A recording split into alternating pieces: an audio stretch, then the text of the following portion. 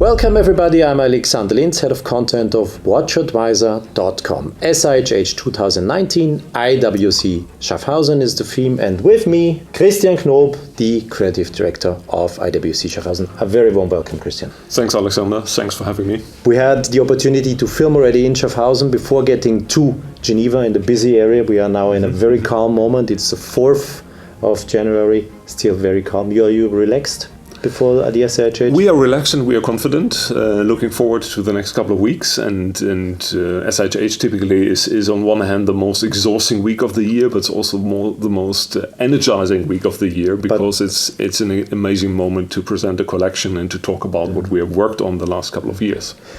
Let me ask you, Christian, you are the creative director of IWC Schaffhausen, and we're talking about pilot's watches. We have 14 new pilot's watches on the trays in front of us. How tricky and is it to touch such an icon? It is super tricky because there's so much history in IWC. It's one of our most iconic lines. There's rich examples of our own history, and there's many customers, many IWC fans who all have a dedicated opinion about this collection. But let me please explain that with this year after the Jubilee, we are going to focus on pilots, but we are also introducing a bit of a new strategic approach. Mm-hmm. This means that we are not completely overhauling each collection every year, but like with the pilots, we're seeking the longevity, the stability in these collections, and so we are focusing on specific products or specific sub-collections, like in this year, the Spitfire and the Top Gun, where we see more potential, where we have some new creative approaches, where we have the room to introduce some technical innovations. And this is why we dedicate this pilot's launch to the Spitfire in particular, but also with some interesting novelties on Top Gun and on Petit Prince. Mm-hmm. The Spitfire. I saw bronze watches. Bronze watches normally are a theme that is used very much in divers, in sailing watches, let's say with watches that come in contact with water.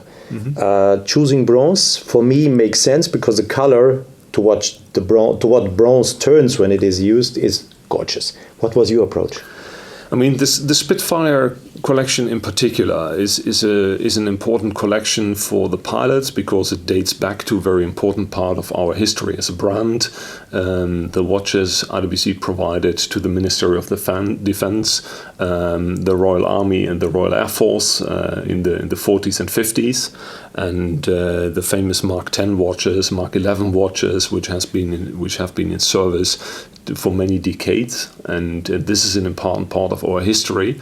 And we felt that the previous Spitfire collections never really paid tribute to this rich part of history. And we wanted to create a collection which is really true military inspired and military heritage inspired. Excuse me blame me if I say they were more lifestyle watches. Is it correct to say that the former Spitfire collection was a little bit more in the lifestyle section? No, it was not a particular lifestyle watch, but it had an aesthetic which was focusing only one aspect of the Spitfire, which was the shiny, polished gray and silver look of the original plane.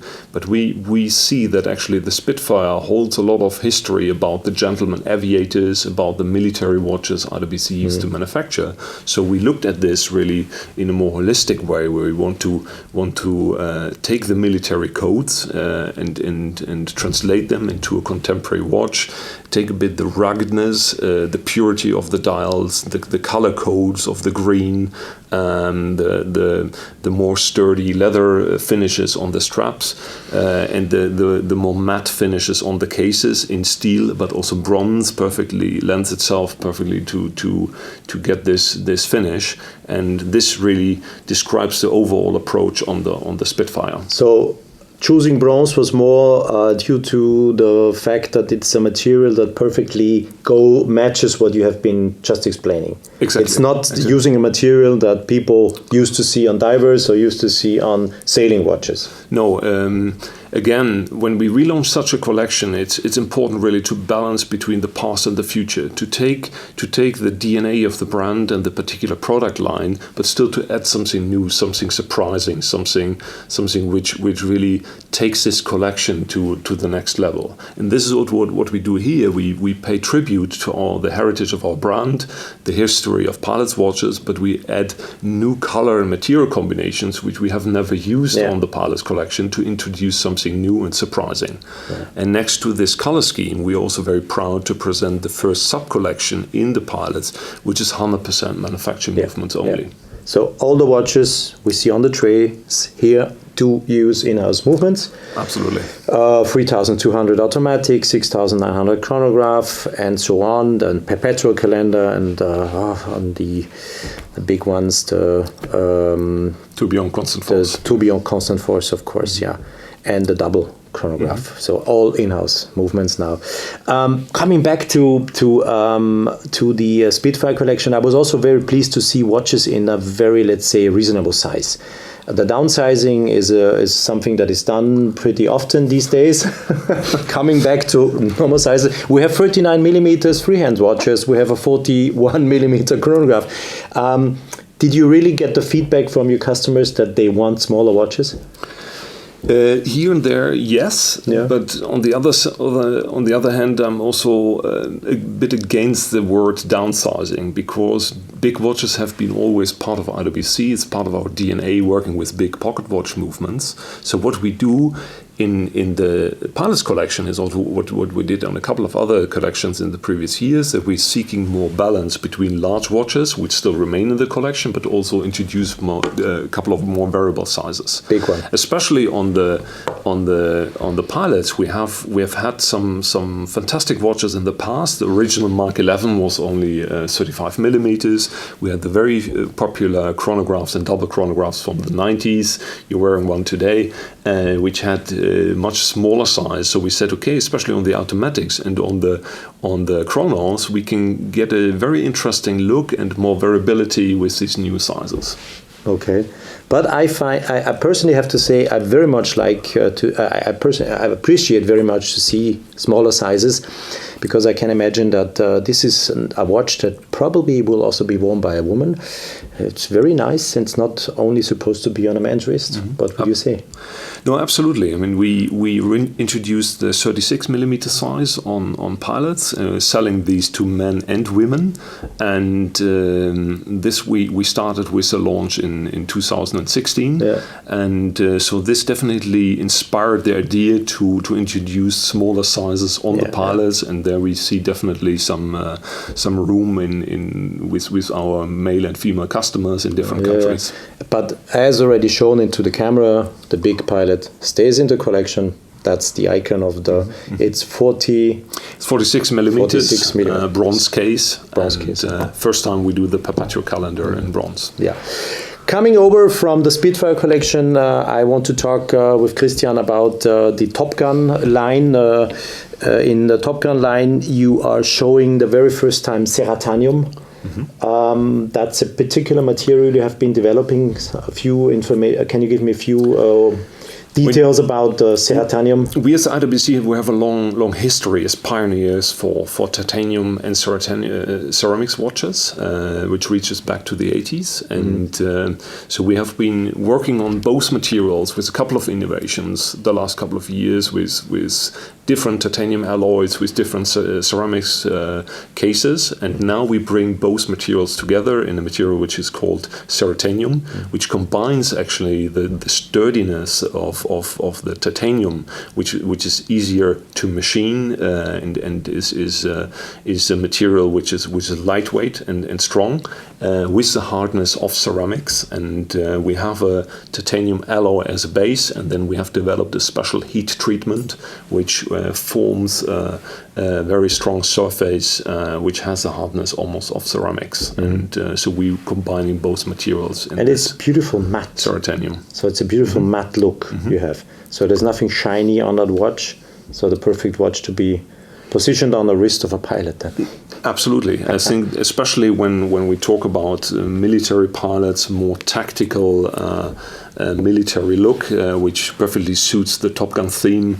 This is the watch to wear, and we're also taking the design inspiration from the famous 2007 double chronograph to the next level, with adding some new details and finishes, and making this a talking piece of the new Top Gun collection. Push buttons, everything is made out of titanium. Everything, even the case back that normally is manufactured out of titanium. Even the buckle, so all parts mounted to the case, including the case itself, is titanium. Yeah, and then there is this one more item. I want to. When I saw the watch, I the first time I said, "Oh, that's the perfect watch for the military when they are in the desert or using their Mojave style desert uniforms." So it is really matching perfectly. When you wear the watch, it's the first watch you won't see on the wrist.